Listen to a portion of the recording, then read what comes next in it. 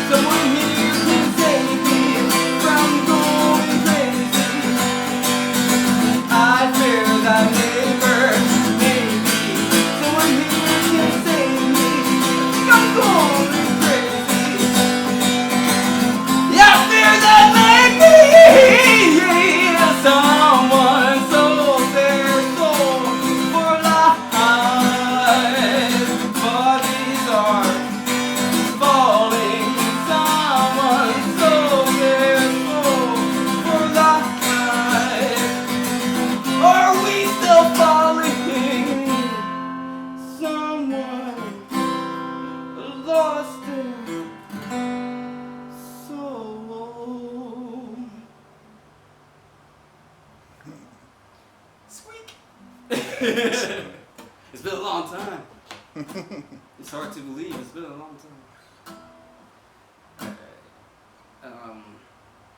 How about we play an early one of the first ones? Soul for Life is like the song that all my genres of people, all my people seem to like. You know, it's like the melodies, the soft hits. All right, Dread Metal here, and I'm going to interview somebody that's been around for quite a while. Matter of fact, we'll just get right to it. It's this guy right here. That is Mr. JC Nickles. How are you? Hey everybody. I was going to do this thing where I was like picking my nose when he turned to me and then I changed my mind. Well, I think I have a gray hair coming out my nose now. I'm aging.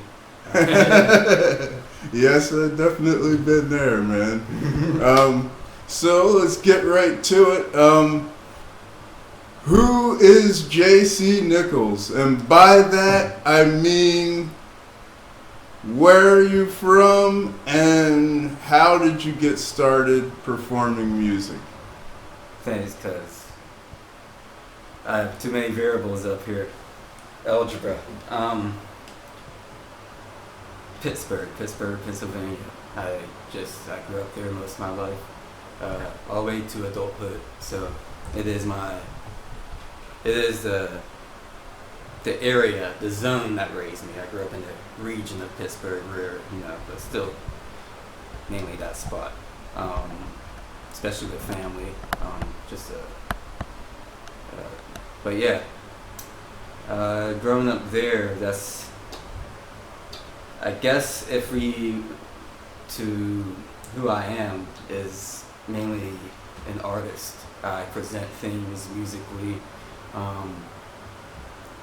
I might draw every now and then too, so you'll see some designs that I made. This design here, even though it's a simple design, I still craft artistically sometimes. I used to draw comic books, so it's still, storyboards are still in my mind. I still plan to do like music videos that I still haven't done yet for years.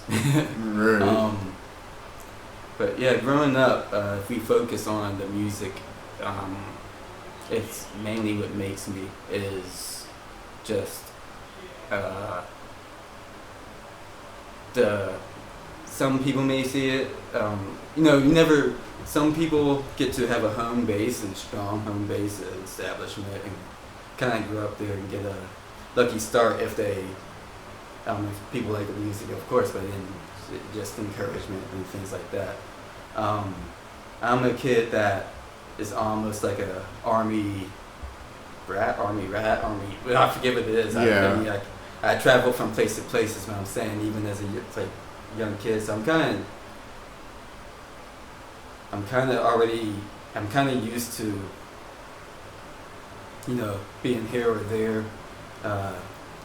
moving on, and or spreading the roots, I'll say, more than others. Right. Some people will go, it brings them down to go here and there. I think everyone should be growing and going here and there. I actually kind of think everyone should be going to different cities, different places anyway, to stop babbling. Musically, I went to different places, so I would be considered one of those people where it's like, elementary school I was here, middle school I was here, high school I was here, and, college I was back where I was at the early start, I guess, not beginning, but early on. So I grew up in a black neighborhood, where mainly heard hip hop, but also heard pop music and R&B. So what I didn't consider R&B at the time.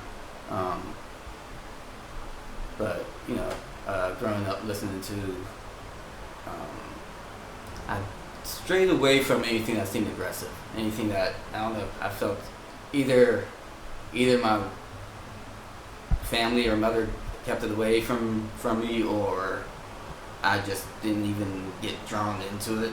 Right. I don't know if I cared or not, and either or, because I'm a pretty open-minded guy nonetheless now. Right. But it does take time to grow and do that.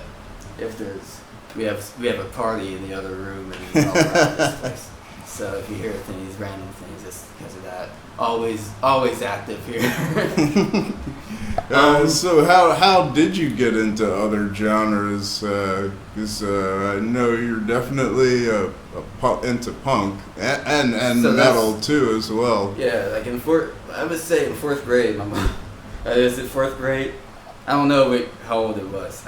For some reason that was when I moved, so not in fourth grade. It was before that.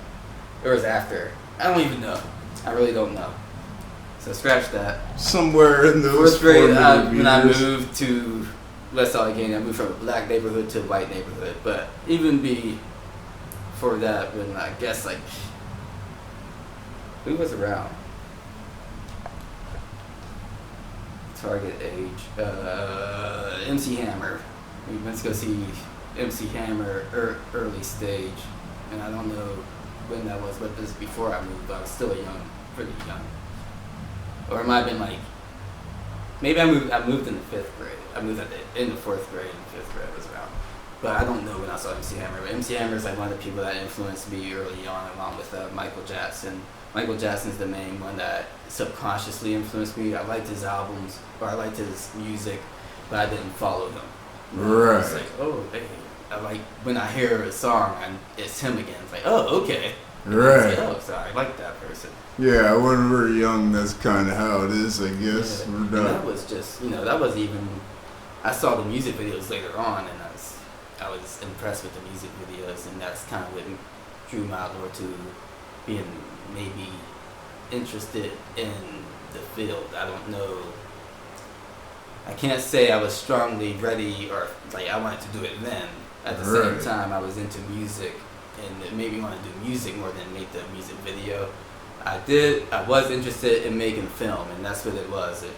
His music videos premiered theatrically, and I was still, drawing comics and being active, and acting is where I mainly started. Then music was right there, right next to it, boom, boom, side by side, and I almost did everything all at once. Like, I would think of not necessarily album cover, but if I had the name of a song, I would have details visually in my head, and then I would sometimes draw it out in the simplicity of like either like 1 square to 3 square comic strip, maybe 6 strips, and just try to shred up a detail of the song. That's back when I was more motivated to break things down like that, and I still want to do it, but first things first, I have to get the songs out to you. Yeah. Growing up, I went from a black neighborhood to a white neighborhood, and I was like, so Aerosmith, my neighbor was playing Aerosmith. Like, you don't know this band? I was like, no, not at all. It was his dad, his stepdad or something was listening to it. That was his favorite band, and I didn't. And I was like, I liked it. I was like, oh, that sounds cool, but I didn't know what they were saying. I wasn't thinking about what the lyrics were. I was like, I wasn't supposed to hear that. I shouldn't be listening to that. Really talking about drugs or something? Is that sex? They trying to tell me that's sex? And it's like, certain age frames, they've been around for decades, but, at the same time, great music, great technique, great new sound to me. And then if it wasn't for Walk This Way, than they did with Run DMC, I probably would have thought it still was taboo to some people, but I probably would have been like, oh, you can't. It's like, you either have to like this music or like that music. You can't match them together. Right. And there you go. That's the start right there. I matched them. That broke the barrier in my head. It was okay to blend music right there. Right. Run DMC and Aerosmith. Even if it was happening before that, that's the band that did it for me. And if you think about it, pop music does it all the time, but you don't really hear it because of what is that? The pleasant filter, I'll say. Yeah. Hey, black men did create rock and roll. That is a fact. Yeah, what I call it, that's what it is, rock, We are all one seed, maybe, we all come from one mechanism, so that's the thing. Wherever it began, it probably began with universe blowing a branch that landed. Caveman, black guy, dark skin because he's always out in the sun, so picks up that stick. Oh, I like that.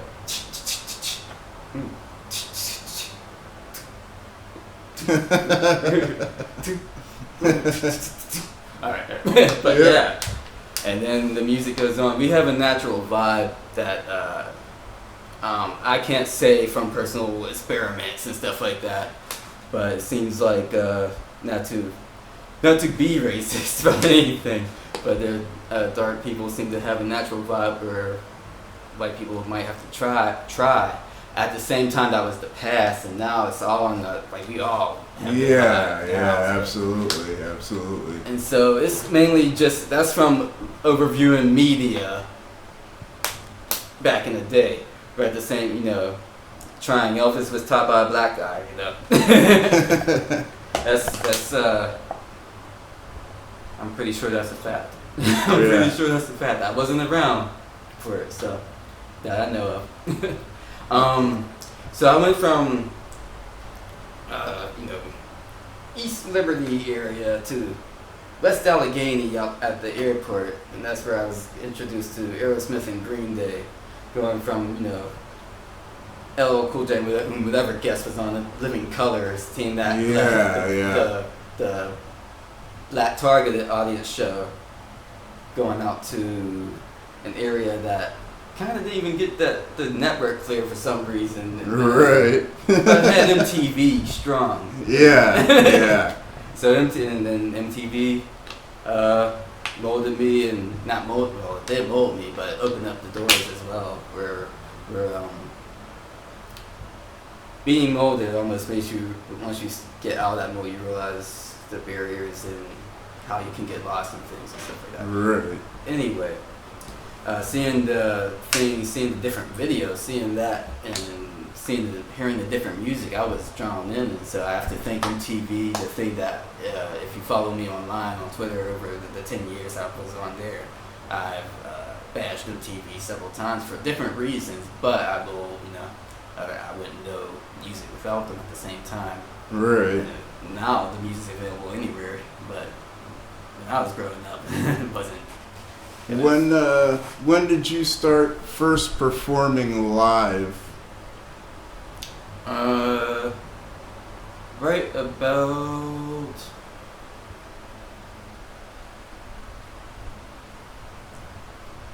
second grade, when I was put on stage for Martin Luther King, and I think it was Peace. Oh man, what was it? Something, man, yeah, like 3 to 5 signs. You had to walk across and do that, and that was probably, I was nervous, but it broke the barrier of me being in front of people, so that's why I'm going to bring it up, because otherwise, I mean, that was I didn't expect to be put in front of people, and almost felt forced, and did it, but after I did it, I was proud. And the thing is, because I was encouraged, I was the only one. We practiced it several times, at least that week. Right. I don't remember if we practiced it before that. It was not that big of a line. I'm saying one line walking through, doing it in the order of a line. And I didn't know who he was then. I was just learning. And anyway, we practiced this for a whole week, at least, and everyone went through. I was the 4th one, so I think it was 5. Everyone went through, and I might have been, I think it was like peace, unity, and something else. I either yelled peace. I think I said yelled peace. I was the only one to yell the word, and I don't know if I was told to. I feel like we were supposed to say the word. Yeah. Everyone was supposed to say it, and no one else did, but at least one person walked through, the other one went up like that, and then the next person held it up, and I was like, peace! So it was peace, because it was starting to come back to me.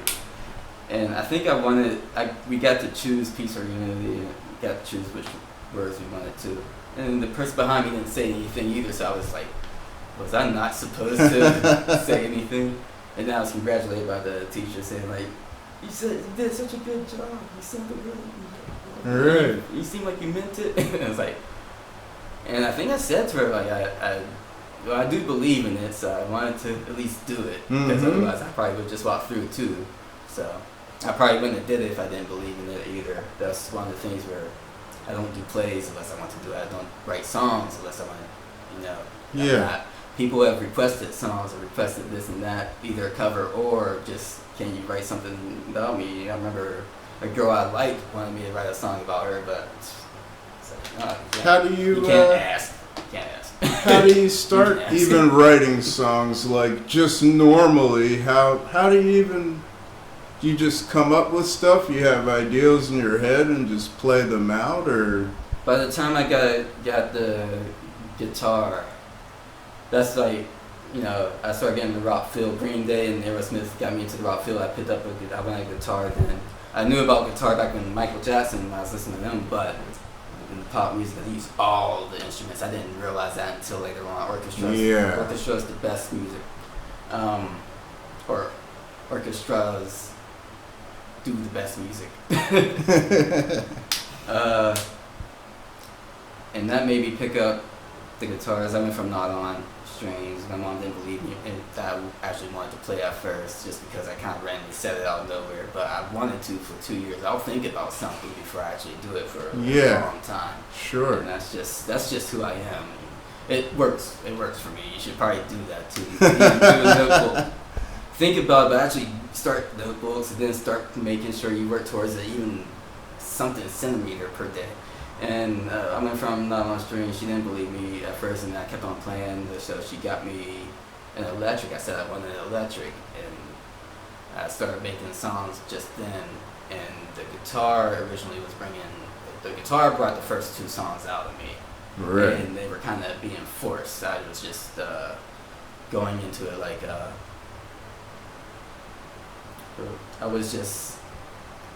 I need to say something. I want to say something. I don't know what I want to say, but I'm going to say something.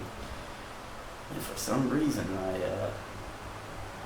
I felt like things were wrong in the world, and I wrote about it. And I don't remember seeing anything. I don't remember even. I might have saw the news like 8 years before that. This is when I was 14. I started sitting down. I already started writing stuff like maybe like 12, 13, but at least by 14 solidly, I know I was at least solidly like playing stuff on guitar, electric guitar. I had like songs music that was in my head. And then, even then, it's like, I don't know. I think right when I discovered that I sounded like Korn, I started making more songs. Because I didn't know about Korn. I don't even think they had a premiere album yet when I started writing. Like, once I was solidified in writing, they were around, but I didn't even know their material. Yeah, they came out in '94, Korn. And I didn't get into, or I was going to say I didn't get into them until Follow the Leader, but I got into them with Life is Peachy. Right. And that's actually where I was like, oh, it's like that, you know, I was doing that because I was just fooling around, not to say anything about them, you know. It's like, a kid that has no talent or no knowledge of it is making your music. Stranger things happen out there, man. But I'm a person that learns by ear, so I wasn't taught anything. The courses I took, I'll get to that in a bit. Because you asked when I started writing music and how do I write music. So, beginning it was the music that drew it out of me, and now it's more of a vibe. Now it's more of a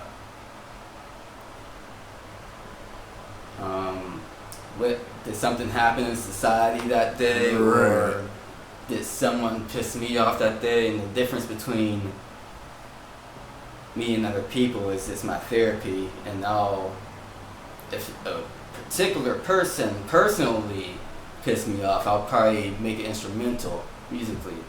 I use my energy towards. I try to realize who the real enemies are, the real threats are, and things like that. And I do not want to waste my time on people that is on pettiness. Really. I don't want to waste my time on pettiness. So I try to avoid arguments. I will get lost in things, you know, like, don't you know about this? I'm the wake up movement. If you guys don't know, I'm the wake up movement type thing. I'm trying to do that power of waking crap. So Does activism pretty much play a huge role in your music, or does that inspire you to come up with new songs? yeah, that's actually it's probably one of the things that only drove my songs. Once I got the emotional aspects out of it, like I used to. This isn't like, not that I was always thinking about. I wasn't really always involved with the stories. I went from creative writing to society writing. My first two songs were society, and then I was like, I need more material. I have this music, and I want to play, and it was just this punk rock. It was the main thing that drove me, so I picked up the electric guitar back to that. And that electric guitar had a different drive, different feel, and once again, Green Day motivated me. The only reason I picked up an instrument, now that I remember, Aerosmith got me listening to rock, but I did not want the electric guitar until I heard Green Day, and it's because power chords, once again, simplicity is what draws me. Yeah. But grand songs you can make from power chords are powerful. Yeah, power chords are powerful. So even the Ramones did simple stuff and got over with the minds and vibe with the people and things like that. And so, but outside of that, I just like the raw element, the natural element. I didn't have to. I could be myself. I didn't have to. It's like, I'm gonna be better or try. I'm just gonna be myself, and that's what I was doing with the music. That's what I felt punk was doing. And I was listening to Green Day was polished up, the songs I heard, but then I heard they played a song live that was an Operation Ivy song. And then I heard about Operation Ivy solidly after that, because I was like, it was called Knowledge. And that song, when you hear Green Day's version and then Operation Ivy's version, I was like, whoa, wait, that's much heavier. And then it plays it like a folk song, like wait, that's not in tune. Wait, it's not in tune. Otherwise, I would have played that. I should have prepped that, but I'll tune it some other time. But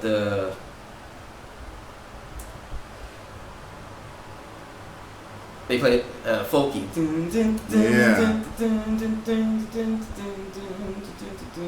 And then Operation Ivy plays it. They're very heavy. I'm like, what the fuck? And that just blew me away. And I was down with being more aggressive after that. I'm more of a sensitive person, and I don't mean pushover, like, oh, you hurt my feelings. I just mean more of a do unto others as you have do unto you, and or whatever, do to others as you have done to you type stuff. I'll try not to swear, even though I know I can. I believe in curses. I don't understand. If I don't know what the word means, I'm going to stop saying it. So I got lost, and so when I heard that music, I was just blown away, and I just started playing heavier chords, and then mixing it together from light to heavy. And that song is probably, and the reason why it's good to bring up that Knowledge song is because that song almost made me think about going from high to low. I started off the song slow, and then I did it fast just for fun, and I did it in front of a few people during my college years, and they liked it, but I always felt uncomfortable, so I always lightened up my style. If I wasn't familiar with the people, I always played like a lighter style anyway. So it was like one of those things where it was always in me, but I didn't really care to play. I will say most of the time where, but vocally, that's the thing. Like, I would say most of my material is driven vocally more than musically. At the same time, the only reason I might have lyrics is because of the music. When I write, so in the past it was for us. Now when I write, so we circled back to the question. We finally got there. I had to say, here's what I'll say, because I still remember the things you said at least. politically, I am an advocate. I believe in growth. I believe in improvement. I believe in change for the better. And that forced change, I mean, we were able to communicate. People are just too impatient. Yes, there's lost people. Yes, there's two people. Yes, there's chemical imbalances where people can't even handle dealing with attempting change. It's like, yeah, I'm settled in, and that's what I'm comfortable with. Even to the degree of, it doesn't matter what level I'm at. You know, it's doesn't matter if you're really wacky up here or really stable. It becomes a stress element. And anyway, let me focus on the song. Let me focus on the music real quick, because it is politically driven, and I try to raise people up, and I understand the entrapment of barriers that will try to drain your soul and stuff like that. And I don't like it, and if I see angles like that, I'm just against it. So if I see any type of bully, where I use my stress towards it, if what I said earlier carries over to now, that's where I use my anger towards it. If someone personally attacks me, I take it towards a political stand and see if I can help others even with that situation, or something else I was pissed off about, because now I'm pissed off enough to talk to take action towards it. Rather it's arts musically or pro wrestling. See, even pro wrestling training, I'm down with it.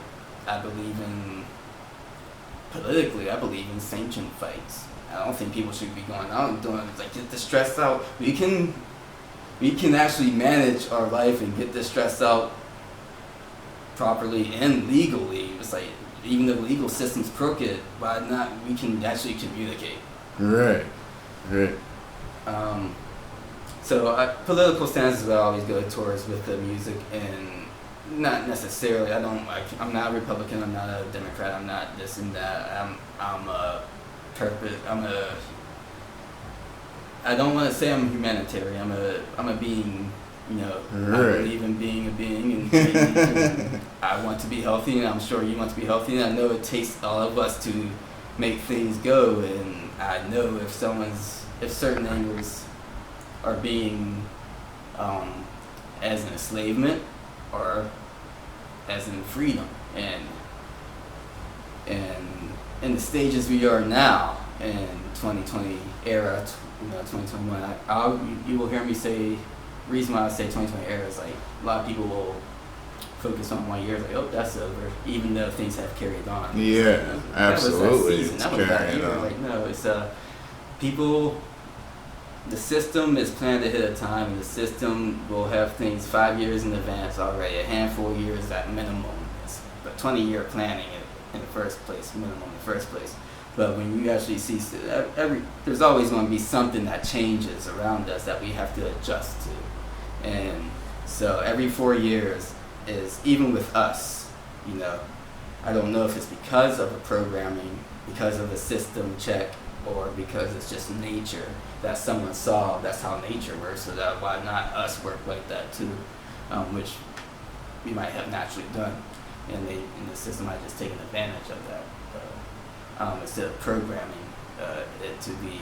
What I mean by that is, even going through school was almost like a 4-year period, or even, like, you know, college 4 years, high school 4 years. It might extend with the 7th and 8th grade, but it's still focused on main areas, or 4 years. And you tend to wonder, like, why are things 4 years? Even, you know, presidency's supposed to be 4 to 8 years as well. Right. So that's where the ties. I don't think I share ties I haven't seen over and over again. So you won't hear me share anything that I don't, you know, that I haven't seen happen over and over again in some way. The names changed, but the cities changed, same situation type thing. Right. So, back to the music, the music will always pull elements out of me, but I won't write a song unless I'm motivated, driven. I don't write anything I don't write creative music anymore. Right, I gotcha. To a degree, like I no longer write a whole story. Even though I still want to make films and things like that. Musically, it's the only reason I played live was for purpose. Was you can mark me as the activist. I think I am known as a political something online now, just because I finally released the 2020 Vision album, and through the appropriate sources, where now it's like, oh, this guy's a legit artist. So I've been around for years, but now the system marks me as something because I released the 2020 Vision through the online sources, and now you can get it on Spotify, Amazon, and stuff like that, YouTube. What led up to you recording that album? Because I will just say it does sound a lot different from what you perform live. But how did you lead up to it? It's kind of a tough question. It's actually, and that's the easy one. Being jaded, being tired of doing the same thing over and over again. So I was playing live for 4 years, and I was like, you know what? I've been playing rock and metal over and over, aggressive. And I played soft rock before that for years too. So I'm gonna do something different. And I had these beats just sitting there for years, since 2006. So some of these beats were 2006. Like, and I'm mainly talking about the first part of the album. I'm planning a trilogy, but I am going to try to focus on at least the first part until we get that stuff done. So I don't go overboard like my voice did when I laughed. So when I made that's what draws in the variety right there. I just got bored with doing the same thing, and I went to another degree. But the thing is, I still play the music. It's not like I stopped playing music. I'm still playing it. But the project that was released is that I'm not playing that at all. That's all recorded stuff that you're hearing and seeing online. It seems like I'm playing it out all the time or something like that. Or it seems like I stopped playing what I was doing, but no, I'm still doing the same stuff, still doing my solo acoustic stuff, or teaming up with a backup drummer, Bochi High. We'll talk about him at some point, and even like joining with my songwriter. But being that variety is what opens the gates. Like I'll go on to the next artist that drew me in. So these are the people that influenced me. So. Mm-hmm. Even Korn. I already sound like Korn, but once I heard their songs for real, their album, I was like, all right, I feel comfortable in that skin. And I did. I was aggressive before I lightened up. No one knows that because I kept that in the basement. My early songs stayed in the basement for a long time. I went from Korn I went from Michael Jackson, LL Cool J, blah, blah, blah, stuff like that, KRS-One, Crisscross, to Aerosmith, to Green Day, Operation Ivy. Then I ran into The Offspring and Rage Against the Machine. Yeah. And that's where the rage really happened, and that's where the passion for the sincerity really happened. Because I wasn't necessarily always sincere until I will say the rage happened. First, the passion, the aggressiveness came back. The aggressiveness that was kind of gone, and I don't know why it slowed down again, but I think because I was just being around people and I was being timid. I'm not completely shy, but I will get in front of people, but I won't completely open up either. I balance. I just balance things out. And a lot of people will call me shy, but I'm more observant, and then I'll open up to you because I think you're a cool person, and I think you suck. I think you're a bad person that suck. You can be the judge of if a bad person sucks or not. Ooh, cool, sucks. Yeah, but bad and good is a different story. So it's like I'll talk to you. I'll tip my toe in the water and test it out. I don't dive right in. But if I'm certain about it. I'll dive right in, hit the home run, and keep Yeah. on rolling with it for years. I'm the only one patient enough to do it half the time. So the variety came in. Rage Against the Machine made me do the songs that's where, you know, the 2020 vision almost starts to spark, almost like Rude Awakening and things like that. And let's say the project that comes out before, I have all the stuff live that I played. 2020 Vision is almost like the third-ish realm of the things that I played live. Right. Second, it's like the bonus material that doesn't even have a pre-story. Right. Or extra sequel that a prequel hasn't happened to. And so I had hiccups, so I tried to talk over it. The original, so the mindset of Rage Against the Machine, the mindset of System of a Down, Right. getting heavier, but getting more serious, but getting more understanding that something's wrong with the world. Yeah, absolutely.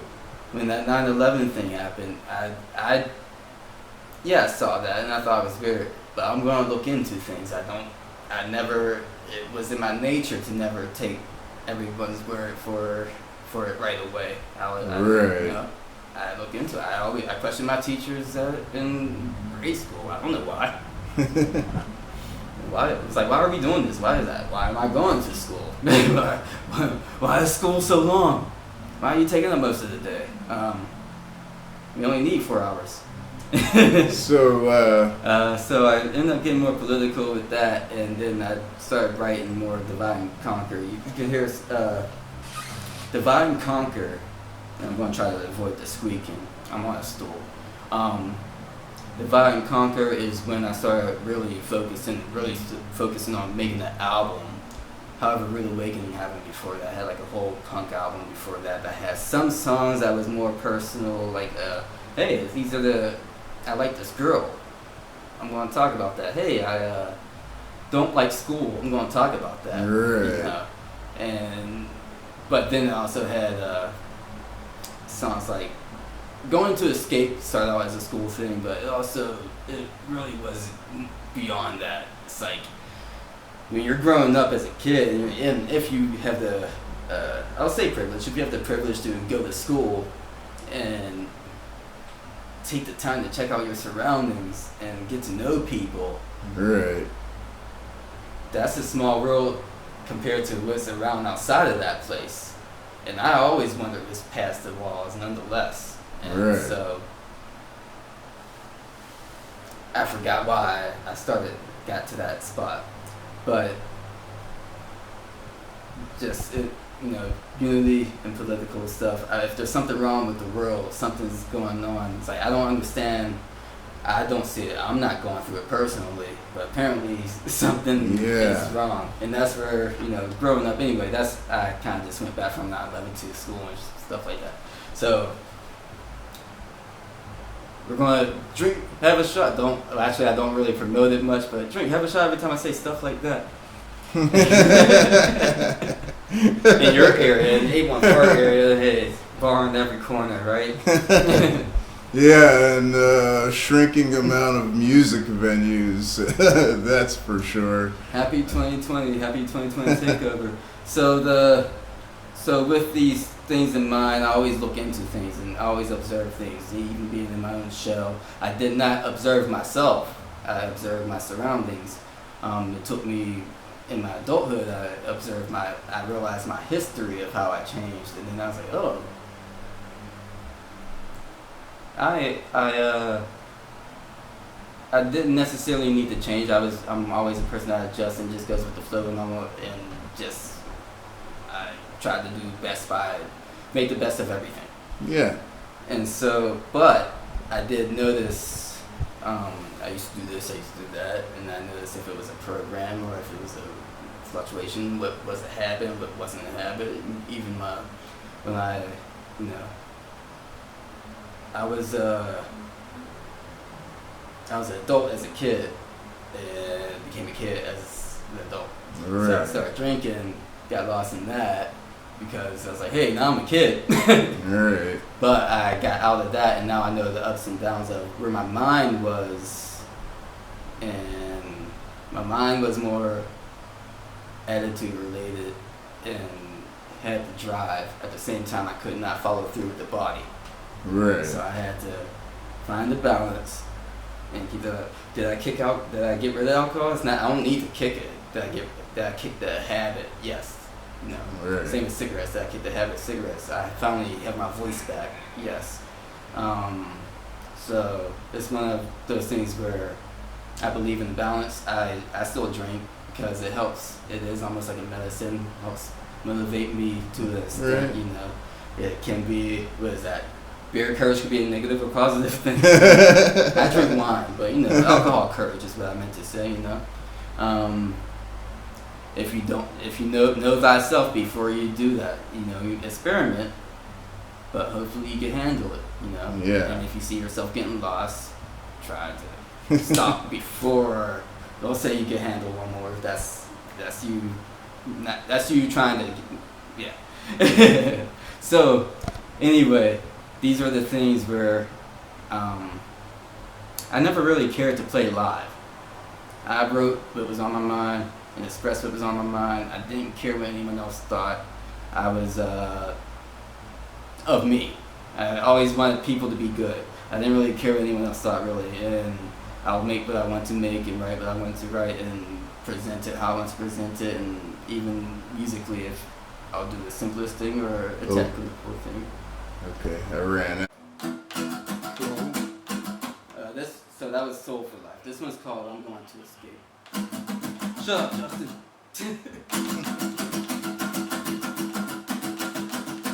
I wanna walk, I wanna leave, don't want to stay here in anarchy. Yeah, I'm going to run. I'm gonna run into escape. I'm going to take Superman's cape and fly away. I want to fly and go away and get a ticket for a train to escape. And to escape, I'll take the train instead of a ticket for a train before I go insane. Nothing's okay, I'm not okay. I'm gonna run, I'll run away. To escape, I'm going to escape to get away.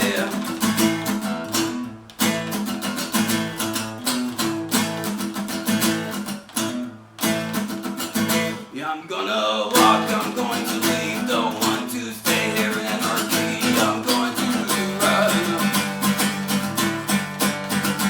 I'm gonna run into escape. I'm going to take Superman's cape and fly away. Nothing's okay. I'm not okay. I'm gonna run. I'll run away into escape. Yeah, I'm going to escape to get away.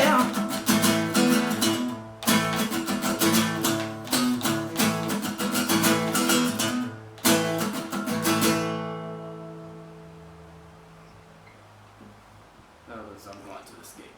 Excellent. That was like the first punk song that I made. I think it's the second punk song I made.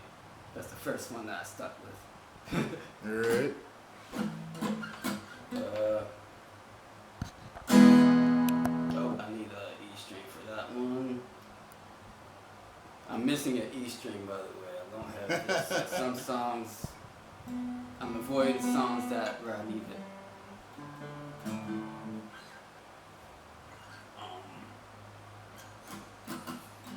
trying to.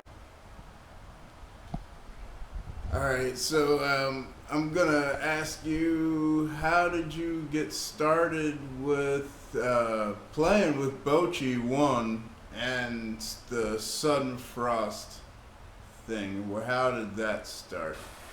Let's see. I think subconsciously, Bocce and I go back a long time, and we went back when he was with Roger Dean. I almost joined that. I almost went on as an extra keyboard player with that. And I actually, nothing really happened. I was there twice and nothing happened. Years later, I forgot I already knew the guy. And years later, I ran into him again, and we just started talking. And I don't know why. I think it was just because of the scene itself. I saw him playing live. That's right. I was working with Gimp Guy. Alex, he was playing other bands, and I was running sound for Alex Herla's shows, and seeing Bochi was in the bands that were playing at his shows, the Gimp Guy Underground shows in Erie.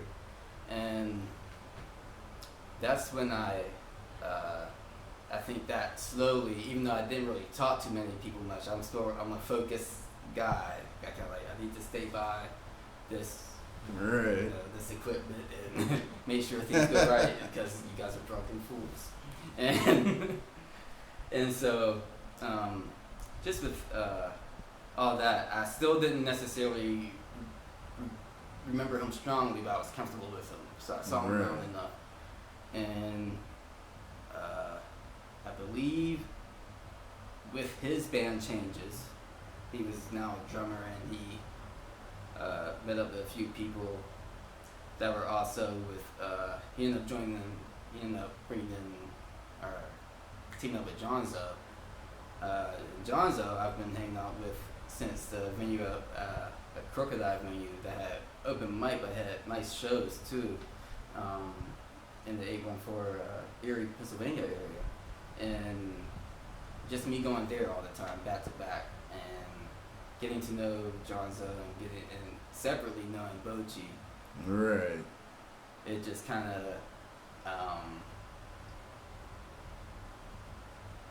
Jonzo needed a new bassist for just his band. He just needed a new bassist, and he had the material ready. They were practicing with someone else, and I ended up taking that person's. I think there are so many changes. I don't know exactly. I know Brian DeSantis was in the band before me, I believe. So there was a trio. Yes, that was the band, because I actually booked them. I booked Southern Frost when they were solid. When they were finally a solid trio, I booked them at November Rain in 2013 or something like that. I think it was November Rain 2 or 3. One, I think it was 2. Anyway, I booked him back then, and then he didn't want to be in the band anymore. Jonzo came to me, and I slowly joined. I supposedly joined for a year, like a season, for a few shows, and then I just stuck with it.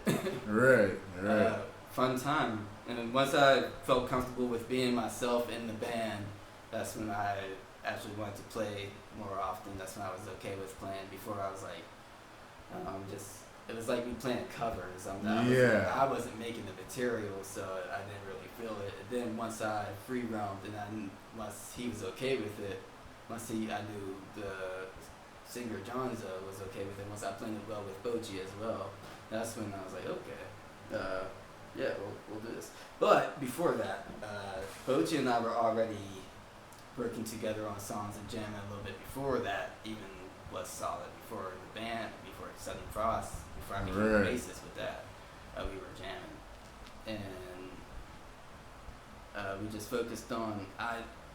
I needed a backup after I got comfortable with him. He said he was down with joining me on tour, joining me on live shows, and with that, I was like, man, that's what I've been looking for, is a band to help me out to present the message that I have for people, not just written whatever, but the message I'm delivering. Like I'm only involved with a lot of music for a purpose. I actually don't necessarily do it for fun and enjoyment. Hey, do I have fun doing it? Yes. Do I have an environment where I want others to come through and have fun? Yeah, I put shows together that have a variety of music and acts because I want unity. I want people to bond and have a good time. And they're there for that. That's their job. Hey, they'll give you a good time. Go see what that person's talking about. I can't say, I personally listen to things that motivate me here, so I can't give you a full-on name of who to listen to for fun. But I can give you like the ones that are passionate about it and the ones that are mindful, and that's what I usually go for, are the mindful acts. And that's so when that's why I didn't know that's what drew me in either. I didn't even know that lyrics drew me in. The music always caught me. The music always caught me. So even with Rage Against the Machine and System of a Down, I didn't even pay close attention until like years later too. It was like, oh.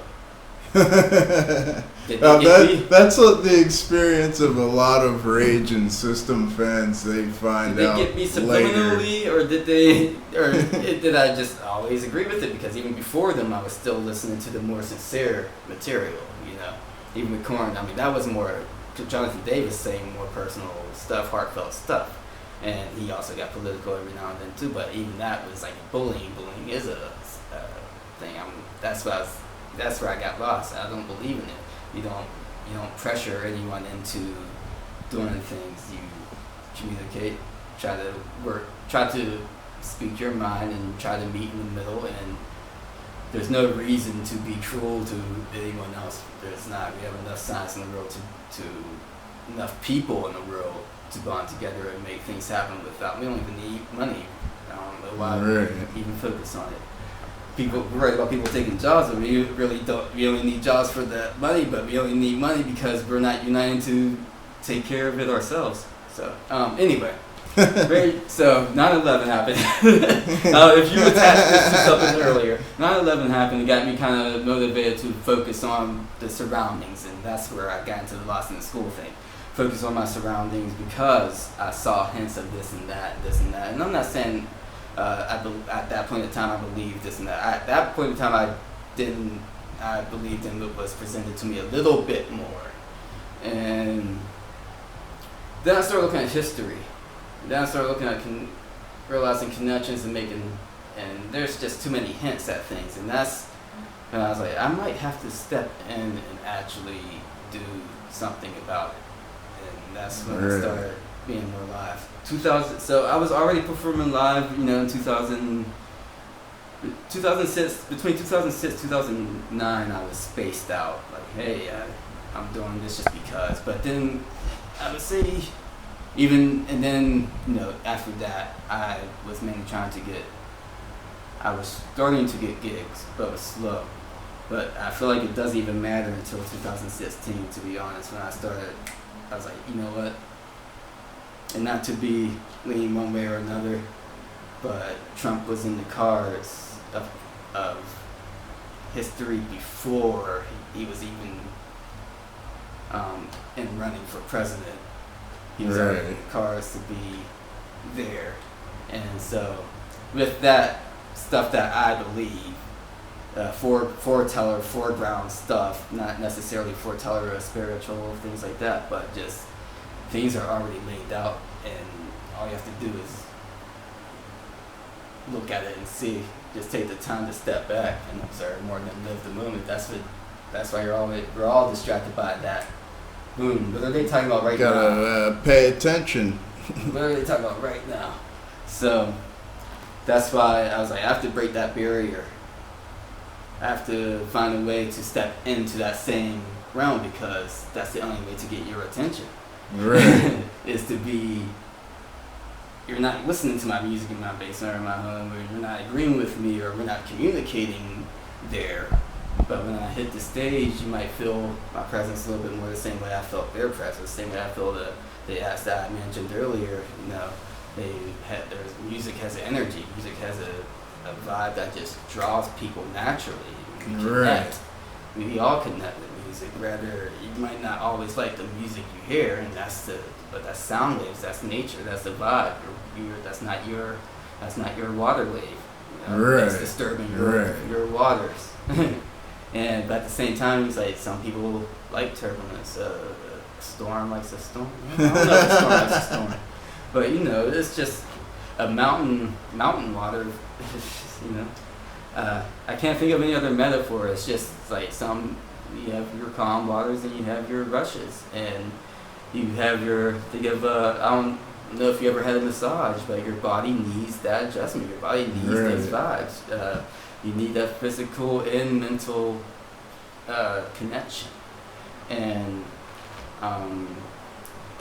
it's all like, if what I was about to say is you can get a massage and feel the tension, but then you can also feel that same. You start feeling that vibe away from you. And imagine what the pulses of music does to the body. We are all made of nerve endings. You put your hand on those globes, those electronic globes. And so, learning this, I was like, I'm going to try to connect the world through music. Not necessarily knowing, thinking I'm going to wake people up through music. Right. I'm going to connect people through music is what I was thinking. So I listen to hip hop, I listen to rock, I listen to country, I listen to, and I don't like all country, but that's what I was going to say. But I still do listen to country, and because it becomes a common thing, you know. Same as, you know, gangster rap became like just a common thing, you know. It became a common thing. You know, pop, same with pop. Mumble rap is the worst. It's all sounds the same. They're not pure represented, and that's why I'm trying to break that mold right there. It's like so many you see the era. I live in my own mold. I did not know mumble rap took over. I had my own focus and things too, so I know other people are, and I see it all the time nonetheless. And I'm like, wait, that's what I have the privilege of working and seeing, working with people my age, working with people 10 years older than me, working with people 20 years older than me, working with people 10 years younger than me, working with people, I'm the middle age, I'm that middle ground, so I'm like, there's people, you know, I already grew up, but I still have growing to do. And just seeing the kids and the teenagers now, and then the in-between. Right. And my friends' kids, or my friends' adjustments, even my own friends' adjustments, even my friends, because I have friends that are 10 years younger than me and friends that are 10 years older than me, that some may, it's like, I went to college 10 years ago, you just got out of college type thing, or something like that. And you get to see the high school mannerism compared to the 25-year-old that you can. Yeah, sure. Once again, 4 years. To focus on what we're talking about, like, I have to get in front of you guys, and I can't live in a bubble. I have to talk to you guys one way or another. So that's when I started playing live on a more solid bass, and I pretty much toured non-stop for 5 years with Divide and Conquer. And that album, that project, you will hear songs like In Due Time, and Corners is the first one I wrote, and it felt like I was surrounded. I started realizing society, and that's where I was like, that was almost the first song that really went from light to heavy. It's like doom doom doom doom, and then I might play that for you later on if you have time. But I found someone to back me up, and that gave me the courage that built me stronger each time, because I was playing pretty timid. Even if I had the song, I was playing pretty timid. Yeah. I didn't play all the material because I sometimes needed a drummer to fill in the voids of songs that I felt like represented. But I've done well solo too. I've always wanted to present more and take the time to really project and really give a little bit more of what I was holding back. Because it was always there, and I just never felt it until I have other musicians, that vibe. Yeah. Building it up. Divide and Conquer has songs like In Due Time and Soul for Life and Corners. I like to do the tongue roll of that song. And Nothing to Fear and Bottom, things like that.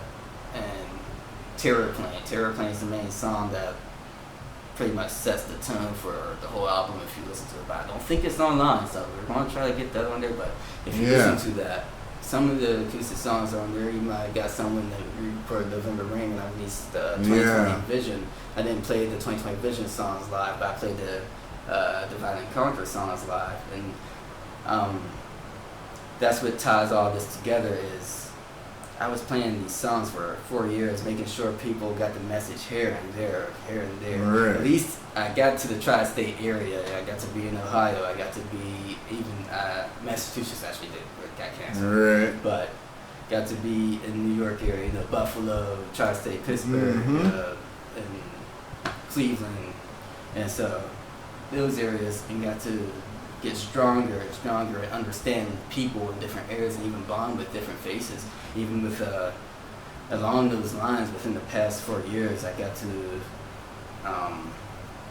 bond and grow. I got to do what I was able to do and be with the right minds that believed in the stuff that I believed in. Right.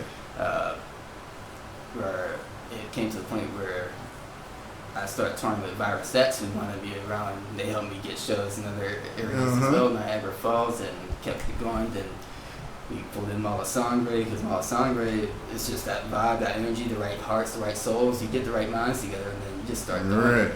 It's like we all were doing that for about 2 solid years, 3 years, and 4 years with Mala Sangre. How did you get? There's only 2 people I know of that have ever been guest vocalist on anything Mala Sangre has ever done, and you happen to be one of those people. The other one would be Morbid Rob. How did you get into performing with these guys in the first place? Yeah, you go back to the Crooked Eye, just the name drop again, being in the 814 Erie, Pennsylvania area. I saw these guys, I saw these punks and metal. I felt like what metal is. I'm not familiar with the environment. I didn't go to concerts, by the way, so that's another reason I might not play it out live. I actually didn't go to many concerts. I went to a Aerosmith concert and Green Day, but that was it. 2 concerts, and then one that my mom did. Anyway, going through there, I saw them live. I saw Mala Sangre live, and they just reminded me of the, that punk, that rawness, that aggressive, that I was, that just drew me in the first place. And I didn't even hear anyone else doing it, and they were killing it.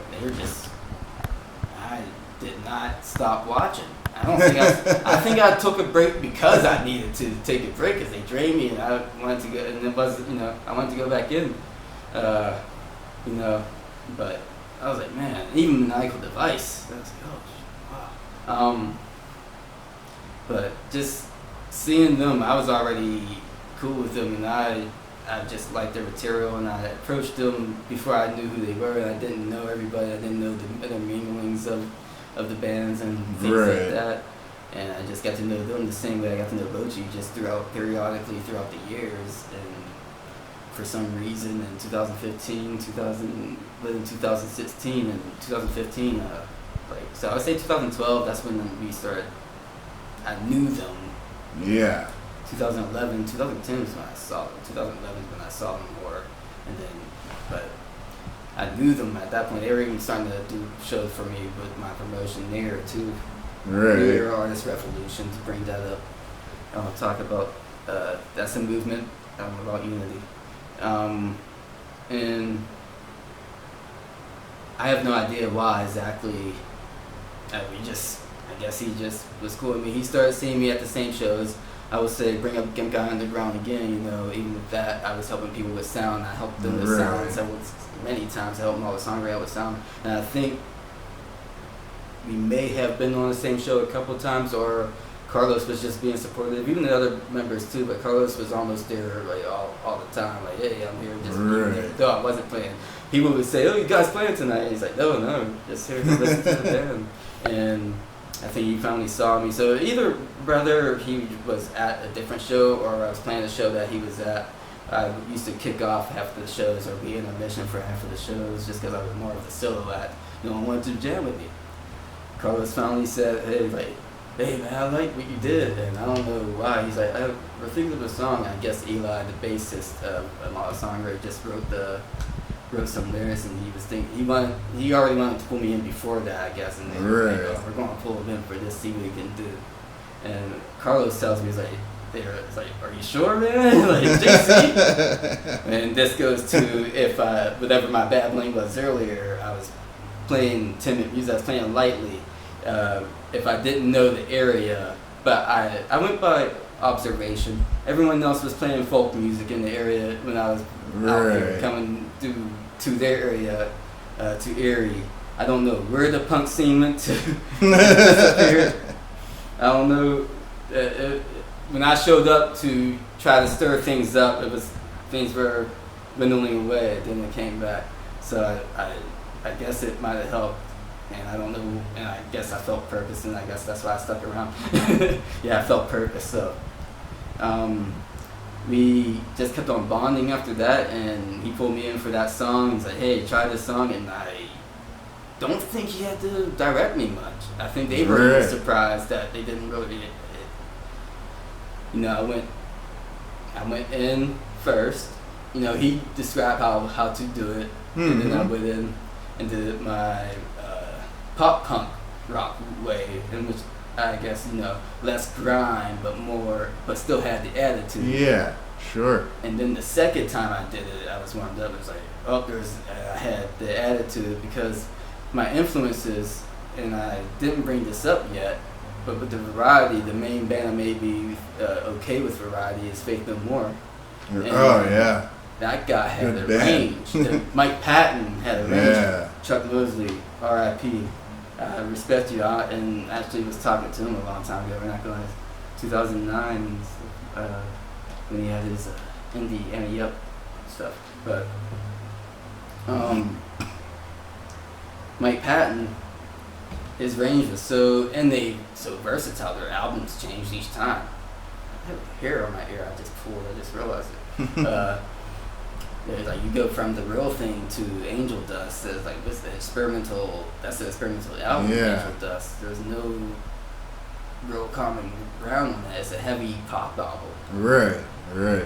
With metal, but it's pop. It's really pop when you do stuff like that. And it's not popular pop, but it's pop. And then Digging the Grave in it, and album of the year was their final one before they took a break. They came back with more material a decade later or so, but just those albums being that versatile made me okay with ranging the vocals. Even his vocals changed throughout the years, and then made me okay with going from light to heavy. And it naturally happened, but it was just one of those things where I was singing the songs that he was singing. I was singing the songs. I was throwing even influenced like Stevie Wonder as well, singing his songs, and then that's what I more want to be vocalist more than anything. So when Malasangre pulled me in for vocals, I was happy. I was like, yeah, that's what I'm about. I don't really like to play instruments. I play instruments to get the message out. I play instruments and I do enjoy it, but I have to present it, you know, so it has to be done. And so I have fun. So you're saying you're more of a lyricist than a musician then? Yeah, like I'm more of a vocalist. And even my friends are like, you need a band behind you. It's like, I'm trying. But no one, it's the patience, the dedication, and no one wants to try. People who are worried about not having a guarantee, but look at it. I mean, freedom's being taken away from you already. Might as well have fun. And it's just the patience thing. If you didn't make it, because our goals are different. Right. It's like, hey, you're supposed to get this contract, man. You're supposed to make it and be on MTV. It's like, well, see, that's why you're not going to make it even maybe in life, because you're not trying to grow you. You're trying to look like God and famous in front of people, and there's people, that's wrong mindset. You can make yourself a God, but don't try to be praised as a God. Earn it. Right. Even then, it's like, it'll be natural. If people praise you, people will praise you, but you don't take away from you focus on what you need to focus on, and you do it right. And that's like, I do believe in Zen and because it's bad and good. That's just nature, you know. Right. And that's why I will say sin is this. I'm not going to say religious blessings this that. People that are religious have to are dull. What is that? You don't live it. You just study it, but you don't live it. Right. So you don't practice. Oh yeah, I understand. You don't practice it, and that's the thing. Like you're religious, but you don't do the practice because otherwise you wouldn't be treating each other as this, and you wouldn't be treating your own temple as such either. So, hey, you can come at me all you want with, come at him all you want with the comments down below. But that's just the case. And so I try to wake minds up to even acknowledge that. I'm not trying to bring people down, but I am going to try to, I know how people live, and I know I have so many friends that just party all the time and just live that and don't try to grow there, and they're lost in the lifestyle that I know the richer people, and I don't mean richer up here, I'm just pointing at that, I'm just saying, right. People, they think, they know how people work, they know how the masses work, they have enough money for scientists to even tell them that if they don't know themselves. Right. And so that's where it's like it's time for, I don't feel like civilians have enough control of their life. I really think they do. Right. And I feel like it's that end game where things are slowly being taken. And the only reason I believe that, and the only reason I'm stepping forward with 2020 Vision is that's probably a project I would not have pushed if I didn't believe in what I believe, is because it's been staging for military for decades. It's made the technology advance enough for enslavement and then take it. And we're already doing the cell phone thing. We don't need wires anymore. They don't need cables anymore. They can just shut you down with the push of a button. Right.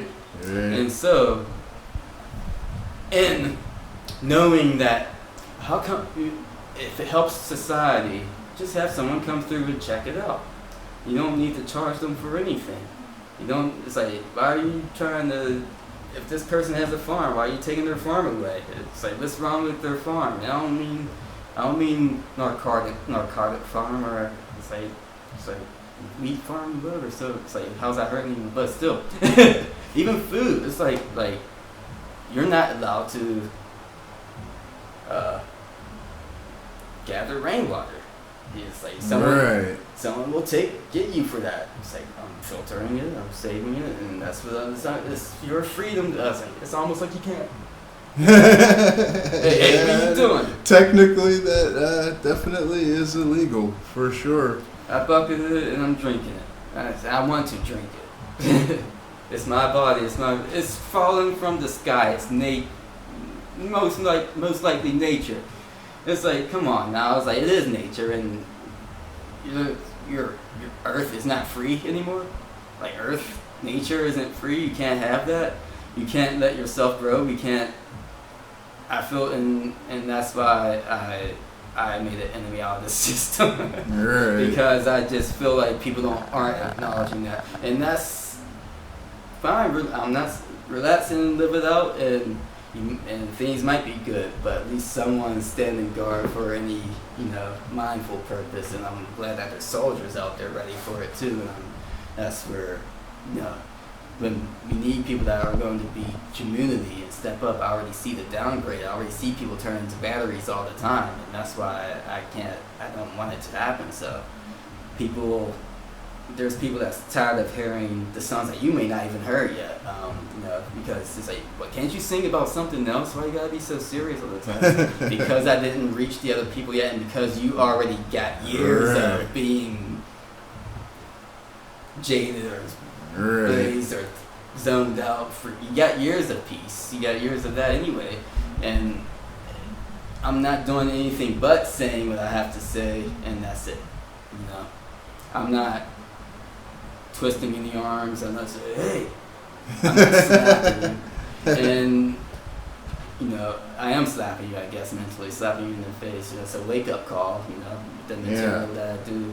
I mentioned that, but we have I started 2020 Vision while I was touring, because first of all I had the beach just sitting there, and I just haven't written in a long time. I was writing the same songs for 4 years, Right. and it's still relevant. Even though I stopped playing it, it's still relevant. Yeah. And 2020 vision was how can I reach other people?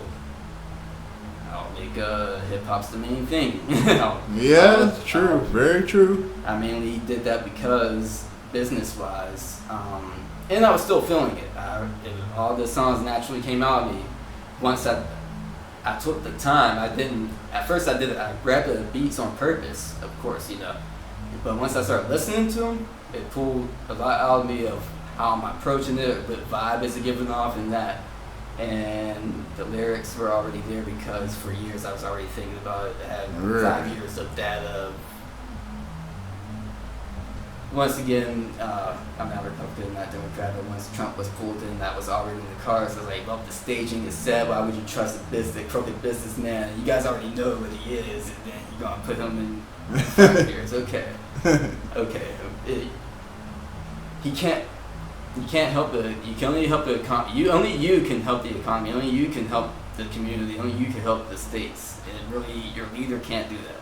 Your leader is quite true. Doing the illusion stuff, meaning focus on that stuff I was talking about before, and that's what people. That was the panic mode of people. Like, oh, we need the money, we need the jobs. Like, but why? What has changed? Nothing has really.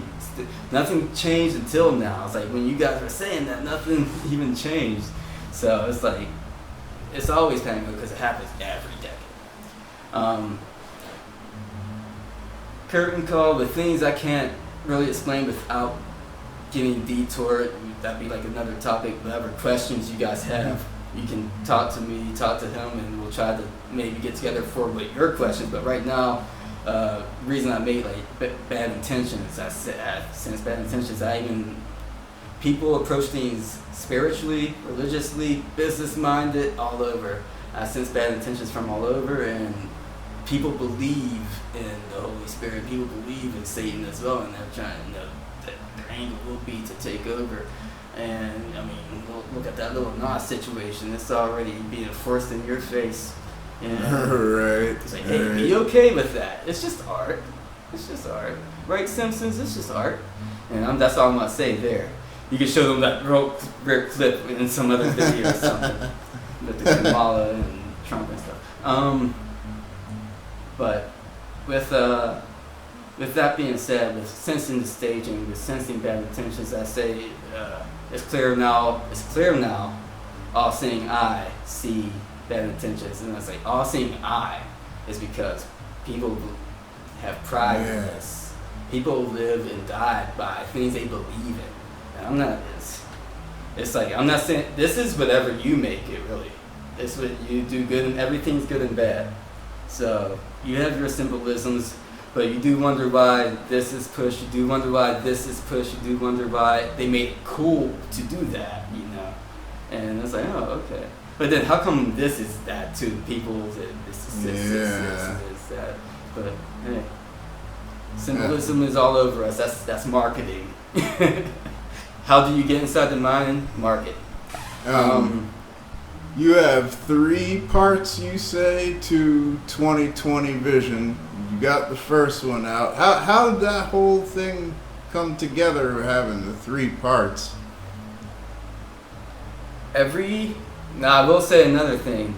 When I write, boom, I do this. I have something. It's just all spurts. It's all. I rarely space out material. Like I might write one song spaced out every now and then, but most of the time, I don't. I get writer's flow. I don't get writer's block. My writer's block is me just chilling. I might not be blocked. I don't try. I just chill. And then, I must have all this pent up inside of me because boom, boom, boom, boom, boom, boom. But it is for me study of society throughout the months or years before it's presented to the people.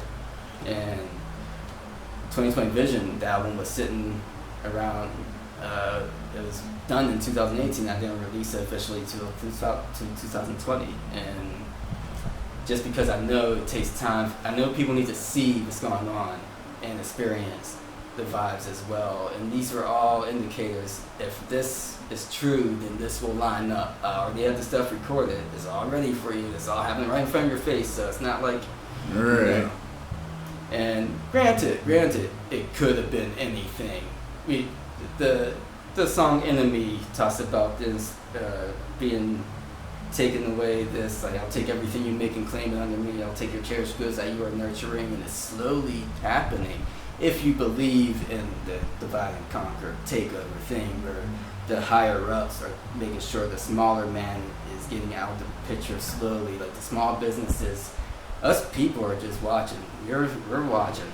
We're just part of the ride. They're not. We're gonna be their experimental slaves no matter what. It's up to you to be free of whatever happens next. Even be free of any entrapment of the wormhole loophole, because those are the distractions that they want you to focus on instead of progressing yourself. Not playing myself because I get lost every now and then. So I'm right in the cage too. Seeing this, Enemies talk about that. FILE talks about being lost in the program. Straitjacket makes me question whether is it going on or isn't it. But it also makes you question, and that's what it's about. They're going if you question something, you're crazy. If you have a theory, you're crazy. And then for some reason, the word conspiracy is a dirty word, and it is, but it's a dirty word against the people that conspiracy theorists. And Right. That theory is there, and just because they're conspiring doesn't mean that conspiracy is off.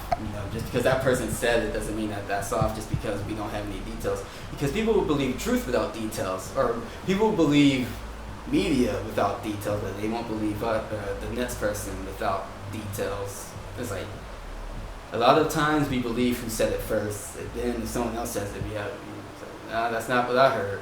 Right. And why do we do that? You do that since school. You do that since that's not what my mom said. That's not what my dad said. That's not what my teacher said. So that's the thing. A lot of people close things off. I take time to observe and see how repetitive something is before I even share it with the other people. And that's, Right. So I do I believe, and why would you deny 50-50? There's nature, there's good people, there's bad people in all fields. Doctors are good, doctors are bad. You learn how to do crooked business, but there's people that want to help you. There's always people that want to help humans. So the theorists there's definitely people that's like, oh, everyone's against you, everyone's doing this, everyone's that. There's people that are tricked into these things too. So don't forget that there's cops tricked, there's doctors tricked. They believe this and that. Rather, they're not trying to, they're not out against you all the time. That's what I'm mainly saying. Right. And even when I'm presenting this music, I don't think everyone is against me, and I'm 50-50 with this person, that person. I want to get to know them.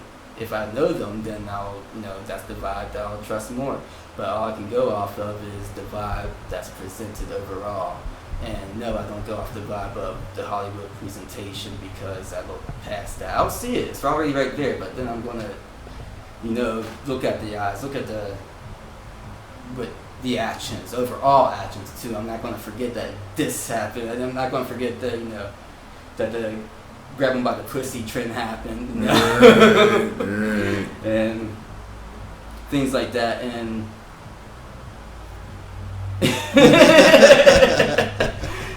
and so we, with good and bad, I'm not saying anyone's for or against us. I'm saying that mindset should not have been placed in front of us. What is that? Like, we know better people in the world. We have billions of people, billions of smart and good people in the world, and that's what we keep on putting certain people in office that are already connected. Are not good people. Yeah. And we're the ones that need to be in the straitjacket. Straitjacket, it says the line, maybe I shouldn't think the philosophers, maybe I shouldn't think the doctors, philosophers, scientists, politicians, philosophers and stuff took time to confuse each other and tell each other wrong, and forgot their own original intent, because they got lost in their own game too. And no one really thinks about that. And I think I said this, one of the things, like, you get a job, you mainly try to do it for part-time, you have a goal, and then you forget that goal, you get lost in the program, you get lost in the routine. And that's what I mean. Like, we don't break from that mold, and that's what I'm always trying to make sure you guys know. There's more to life than what's right there in front of you, and that's why I present songs like Straight Jacket and 2020 Vision. Right. Even that, yeah, they're scary songs. Yeah, you might not want to hear it. Yeah, it's, I wouldn't call them negative. They're not negative songs. They're not hate-filled songs. They're wake-up songs, you know.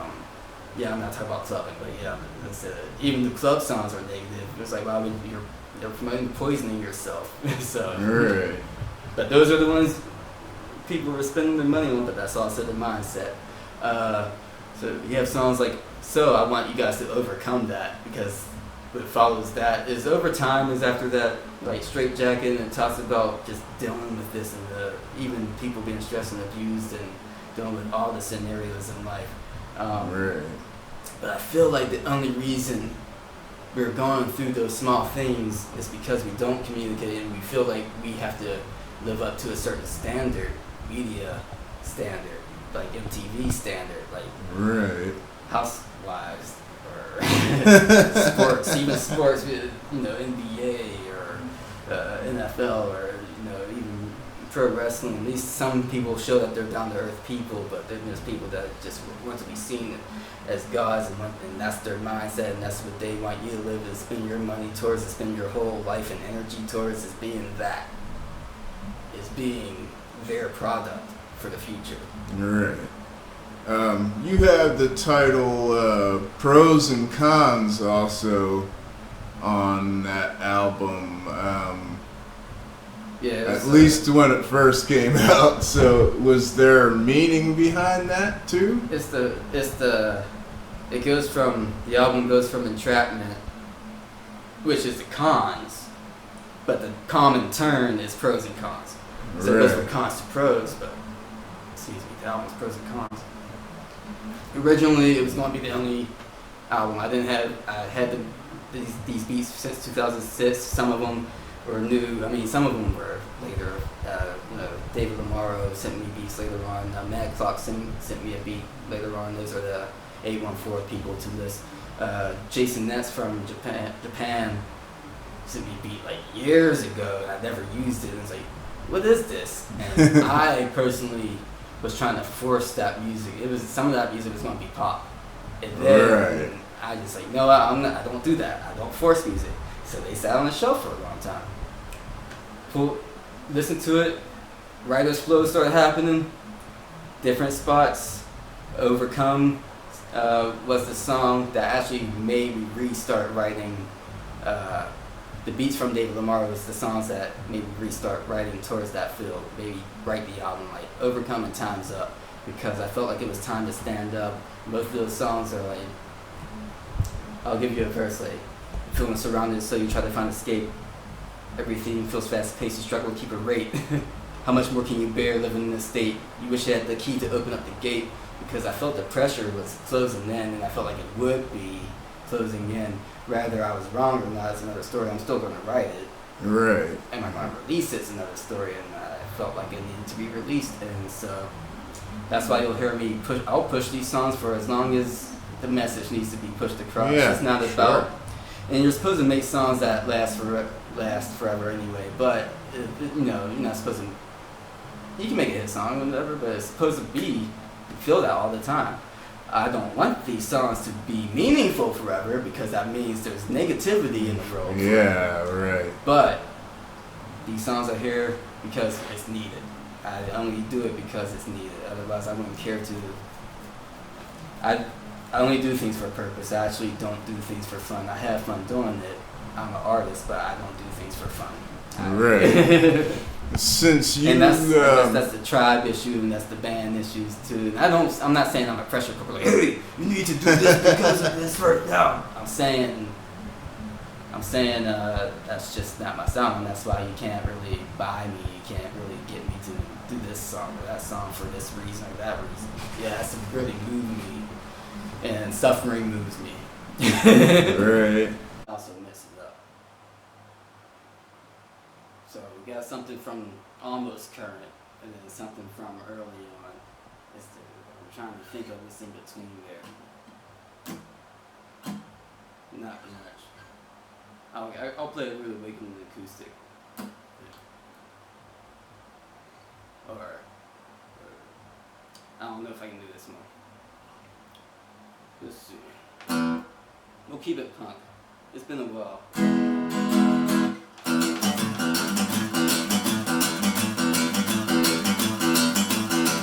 You're gonna let them get the best of you. You're gonna do what they tell you to.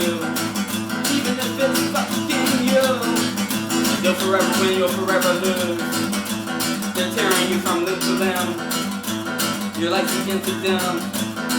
But aren't you fighting back? You're being counted on your back. They're gonna use you until you're through. Nothing left for them that you can do. Kill you dead, son. Gross bruises rolling. They're gonna kill you dead until you're dead. Kill you dead until you're dead. They're gonna kill you dead, son, until you're dead, till you're dead, till you're dead, kill you dead, son, until you're dead, till you're dead.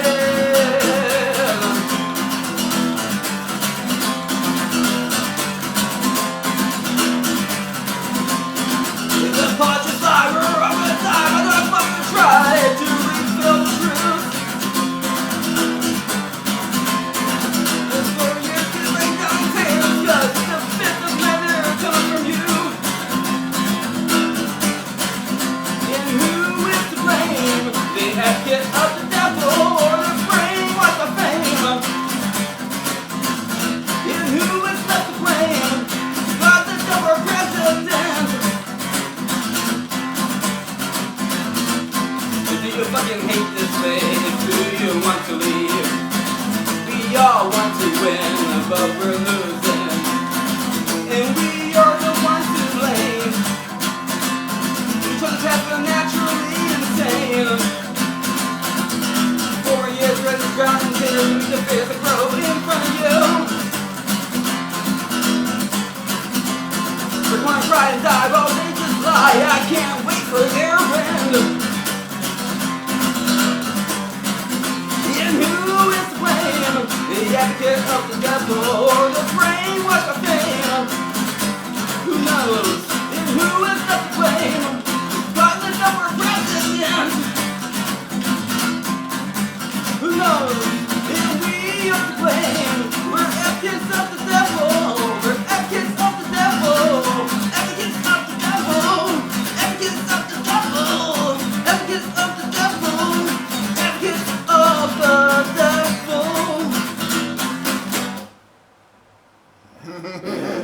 It's tough to do the marathon songs that play into one from the other songs. That was good, man. Good deal. I probably don't know if there's even I don't know how much time is on it, but that song Kill You Dead and Advocates of the Devil are the songs I just played, and those are on the third part of that's on Truth and Consequences, 2020 version, Truth and Consequences, but they're already available now online. But that's one of the things where I feel like those are songs that might have been sitting on the shelf, but now's the time to present them again. You ready? Do you see yourself doing any touring at all in 2021? Do you No. plan on going back to performing live this year, or are you just kind of going to hold off? I think 2022 is going to be the open gateway for everyone to do have some sort of freedom where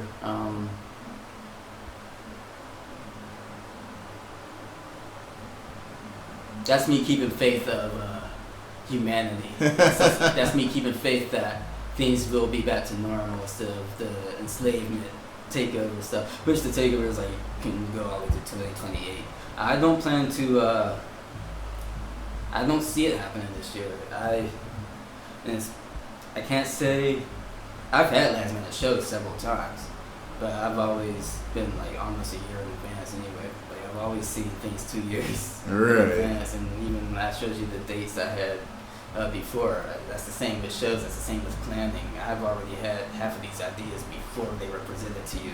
And if I'm doing that, I know the people that like to play games are doing that too. Right. And that's actually what they teach you in business. If you take business courses, they teach you to have a 10-year plan, 20-year plan before you and build towards it. And it's going to take that long to even get it done. It takes 5 years to even make one step sometimes. Mm-hmm.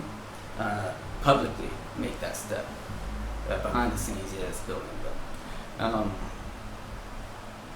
hey, like Faith No More, my favorite band now. This was in the past compared to now, but now there's like so much distractions anyway. But their album was released in '89, and no one acknowledged it until '91. So hey, my album was released ready in 2018, but it's getting acknowledged now in 2021. But I just released the album, to be honest. So hey, it's another year, but we're gonna ride this thing because it needs to be done. I plan to tour this material with the live material, but it might be there's just a couple songs I'll do acoustic compared to on the album, right? And then some things that will be backed by tracks, and that I will do it live locally. I've already done Overcoming Times Up acoustically at the shows I put together back near. I think I did at Basement Transmissions in Paco, but I think I mainly did at Basement Transmissions during the summer or something. These with the things closing in, I made songs like Endgame too. I pushed that song like Endgame. I'm still pushing it, and that's even if I'm tired of it, I'm going to share it with where I feel it needs to be done, because all we have are the words that we have, and I only write what I find is meaningful. So I may have already said what I need to say, and that's why you might not get any more music from me. But at the same time, I'm still right. I always say that, and here we go. Yeah. Here we go. Writer's flow. So 2020 vision.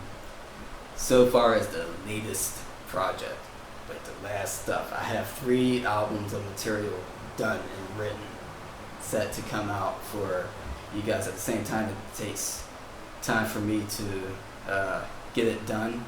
At the same time, with me being a variety guy, I'll go all over the place and take care of this project, take care of that project, take care of this project. So honestly, it wasn't the 2020 thing that happened that stopped me. I stopped me. And that's most of the time. We stop ourselves. I stopped. It's coincidentally, album delays are because of me. I'm a procrastinator, but I can't. I'm a procrastinator, but I still get things done. Meaning, I'm still working towards the goals. I still get something else done, even if I said this was going to be done. Yeah. And so that's just something. That's just something I do. I don't free will. I don't entrap myself. Do I feel like sometimes something should have been done? Yeah. But do I let it hinder me? Do I stop? No. I keep going. I don't let it ruin. Momentum might be ruined, but I'm not going to stop. I'm going to keep on going. That's just one of the things I do. I don't see live shows happening this year just because of the city. It's not because of me personally. It's because of the personality of the people. The people have to be willing to do it. So if I go to Ohio or something like that, and their people are like, yeah, let's do this, I'm all for it. And I'm not. I believe in, do I have a fear? Do I have a fear of the coronavirus? No. I know people are getting sick. I know people are doing that, but I feel like they're getting sick because of the same situation they would already have been sick, even if it's worse. And not to this and that, but it's like, if you're sick, you do what you need to do to get better, and then you do the right things. I already believed in distance. I don't want anyone close to me. I want to be able to reach out in the first place. When I'm at the store, I'm always keeping my distance. I don't know that guy. He might fart. Stinky farts. I did 3 comedian shows. I sucked at 2 of them. The first one was good. I don't know why. Maybe because the nervousness made it better. Then I was like too confident the next time. Like, I got this now. I don't know if that's the case, but anyway, Duty. Yeah, that's funny. But those are the things I think about. But at the same time, I am a germphobe. At the same time, I'm not a germphobe. I understand balance. I know how many people have survived licking the pole that people have touched several times and been okay. I know the only time that I've been sick was around, the only time I was majorly sick was when I got the flu shot, which was funny. But the only time I've been congested was, a few years ago, and it seemed like it was really seasonal, where I was concerned if it was like something else, but it seemed like it only lasts during the season where there was pollen in the air. Yeah. So, I don't know. I can't say. If it was coronavirus, it's before it was popular, it's before it was even the year before it was popular. It's like, before it was I had this sickness where I was congested, but no one's talked about the other stuff, the symptoms I had. But it was like, I felt really aggressive. Lung capacity is lung capacity if you're closed off here anyway.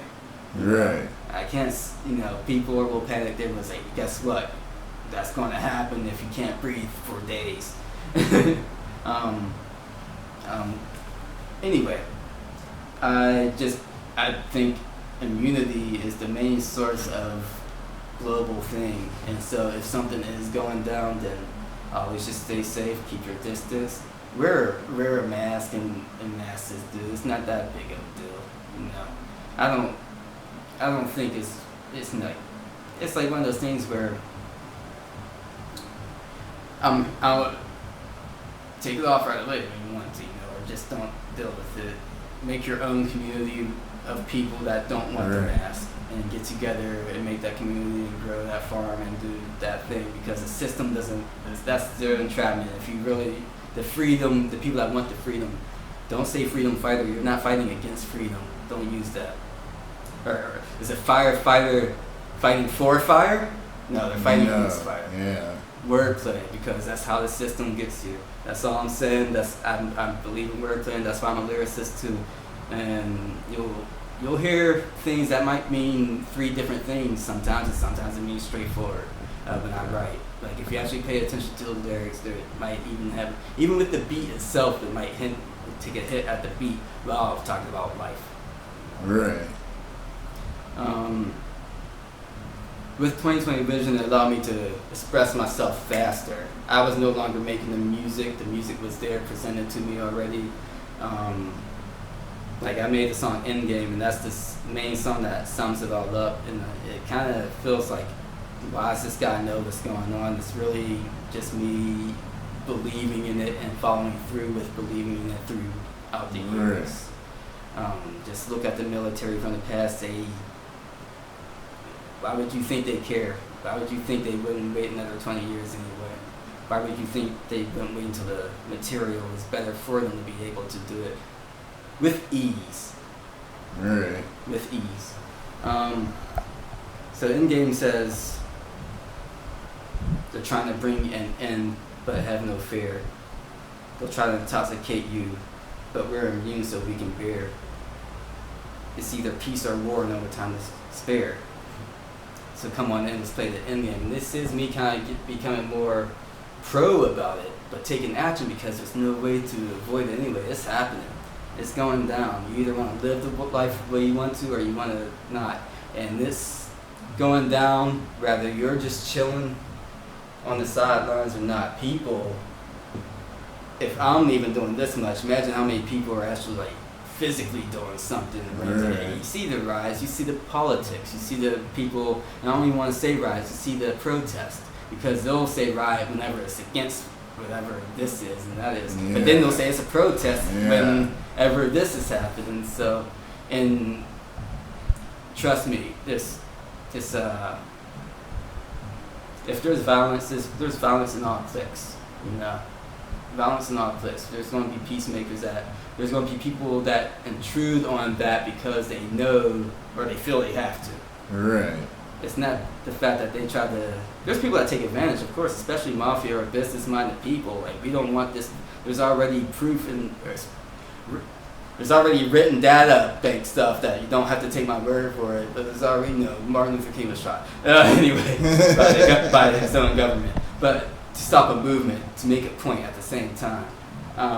But that's not even where I was going. There's already proof of written stuff that if you believe that, then you should believe the other stuff that they write too, right? That plants being in protester spots to cause a riot. You plant people in maybe peaceful protests because you're against it, and you start that riot. You either stage it, you either pay someone to do it, or you do it yourself because you really don't believe in what they do, and it's not always controlled. There's people that do it themselves, but there's also people that are smart enough to know how to control their city. Look for the out-of-towner at the protest. Yeah, there's people that know how to control their city, their zones. There's people that manage these all the time. They're set to do it. There's satellites for that reason, actually. It's not for your pleasure. The satellites aren't for your pleasure. Yeah. It's like, no, we have fun gadgets, but guess what? That's all for the product. That's all for the business. That's all for the system. All right, we've been going for a little bit here, actually quite a long while. So I guess we'll kind of try to wrap this up. Is there anything else you would like the public to know about 2020 Vision, and where can they find it? Are physical copies available? There, it's right there. The graphic. 2020 Vision, mainly wake up call for the first one. The second, there's a Secret Wars that's happening right now, which is kind of like hits more deeper on the military or the mind basis. I have psychological warfare on it that kind of talks about what goes on around us. I have the bunker on there, which talks, it's more about more psychological. Secret Wars is more psychological, which is like almost a B-side, but it's not official of 2020 Vision. But 2020 Vision and 2020 Vision Secret Wars is what's available to you now. I'm waiting to release 2020 Vision Lost and Found, and yes, I'm going to keep on labeling it that until the trilogy's out, because it is a trilogy. No matter what year it comes out. There's nothing here. But 2020 Vision Lost and Found, that Cal Ray all day, that's when I knew it was going to be a trilogy. I don't have to say that. He sent me beats, and I started writing again right away, and it kind of connected. And he's the producer of the follow-up album of 2020 Vision, which was 2020 Vision was pros and cons, but now it's just not. 2020 Vision Lost and Found is the upcoming album, and I really like that album, and I'm glad to be working with like a person all the way through it, like from Erie. In a way, you sent me the music, and I wrote over it, and that's the product that made it happen. This is what's coming your way, and then it has songs like Illusion. The song Lost and Found is on there, but you won't hear it until maybe, I don't know, it's coming maybe sometime this year. I do want it as a single push. What else is out there right now? You'll see songs connect like Sinister Way, so just keep a lookout for that stuff. I'll give you the list real quick. You see 2020 Vision is already available to you, but then the Secret Wars is like the interlude stuff. We'll see that at some point. Lost and Found is the official second one, and then that follow-up album is Truth and Consequences, which I feel like, at least mind-wise, with that series of trilogy, that's done. Am I done talking? No. Each time I write, I was like, I didn't say what I want to say. I still have more to say. I didn't say what I want to say. Even this interview, I babbled because I didn't say what I want to say. I still have more to share with you guys. I still have a message to present to you guys. Follow me on youtube.com/JC Nickles XP. That means experience. Follow me on Twitter, JC Nickles, Nickles. And one more question would be Spotify, Amazon, Apple, Bandcamp. You're available on all those? I am now available on the main sources, the system sources. So they definitely that really are helps me out. system. If you buy the albums, that helps me out too, especially in these times. but they're not gonna lie, I don't do that stuff. They're available free already. So most of the stuff, if you follow me on my personal account on YouTube has most of my songs on there before I even push it to the system. So some songs won't even be pushed through the system, and that's the only way you'll hear it. So some stuff you have to just see on YouTube. Yeah, and some stuff. SoundCloud has some rare songs on there where it's like, oh, here's so SoundCloud, JC Nickles.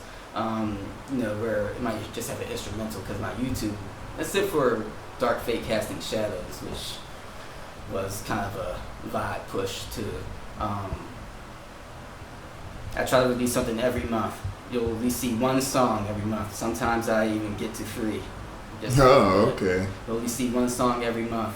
Like, I've been doing that for the past 2 years, since 2018 at least. There's been a song uploaded every single month on YouTube. So, which eventually releases the whole album because of this. Yeah, sure.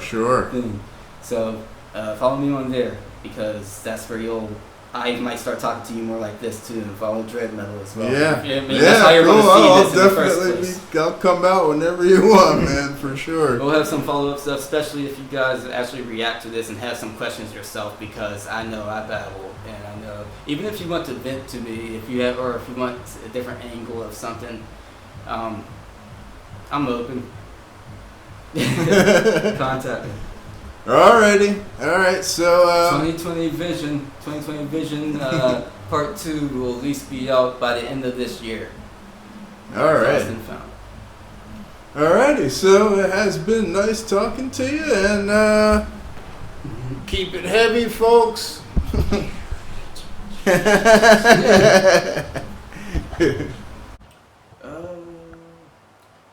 don't remember what was the other song I was gonna play. That just I'll play Rude Awakening. I'm playing the punk stuff. If I can. It's been so long. I haven't exercised. You guys are actually getting. My neighbor just gave me these new strings. I restrung the guitar, and then I had Jay Dread Metal come over, and now we're doing this. I haven't played in months. I haven't played since I played live. I might be lying. I did pick it up like at one point, like last month, but not for you guys. I haven't played. All right. Anyway, Rude Awakening. That's why I mess up on verses. All right.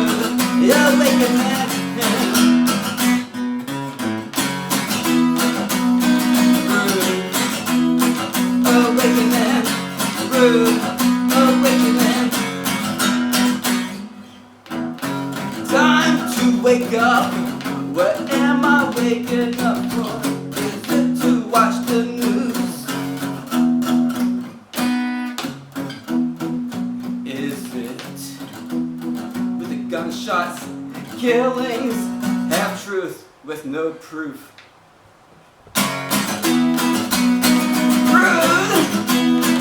Awakening, rude, awakening.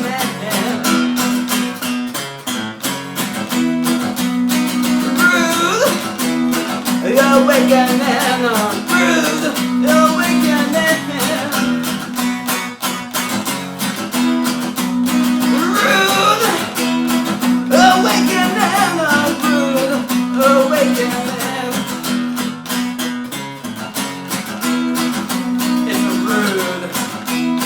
Awakening, rude awakening.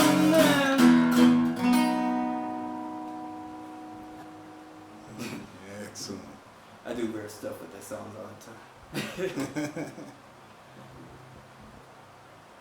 So Mala Songwriter is doing that song, but they really hype it up. It's like it's a new song when they Oh yeah, I'm sure it's probably just a little bit heavier. I'm sure. Even if it's the same pace, and there's just more attitude, more aggressiveness, and just more passion. They just bring. That's what they bring out in Mala Songwriter. Like there's this, and then there's Look at the stuff online. There's people that have it. Our performances online. So yeah. All right.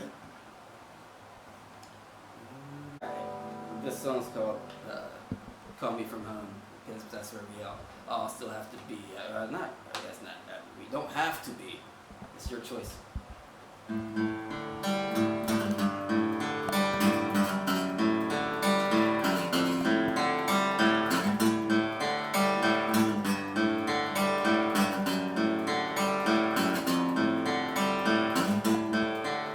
The sun lights up the day. Your shade pulled down halfway. The light still blinds your eyes. The fear, the screams, and the cries is why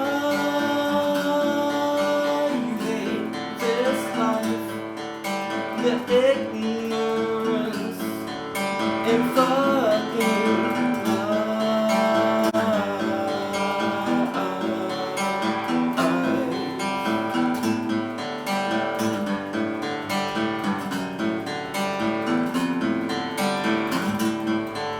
the tear runs down your face.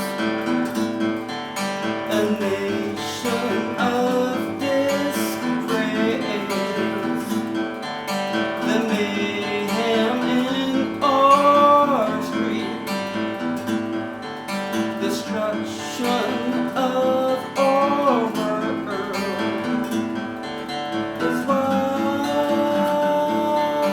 you hate this life, the ignorance and lies is why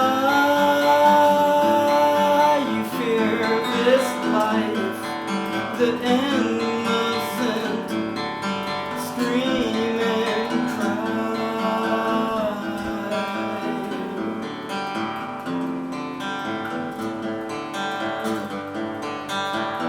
And now I'm asking why.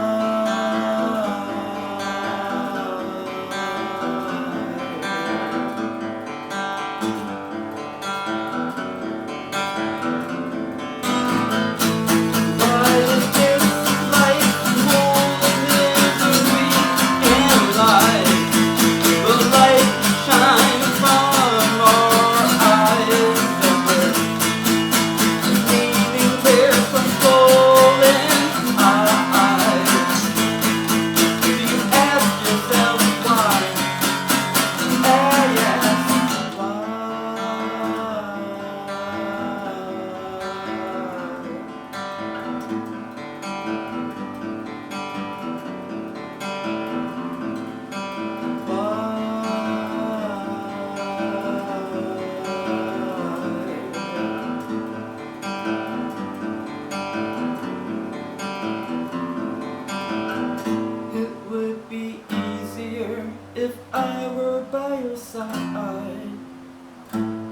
it so hard to let go?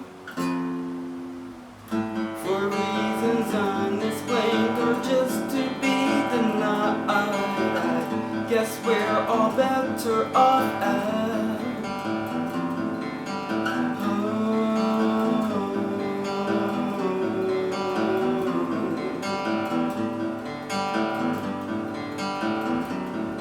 Call me from home.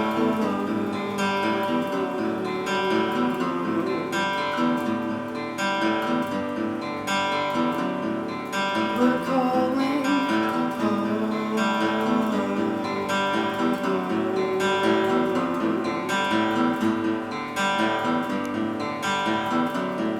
We're coming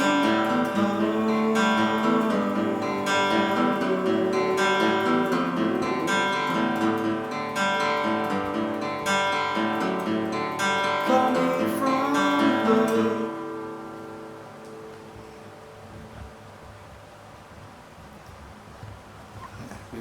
I didn't Beautiful, cry. man. Beautiful.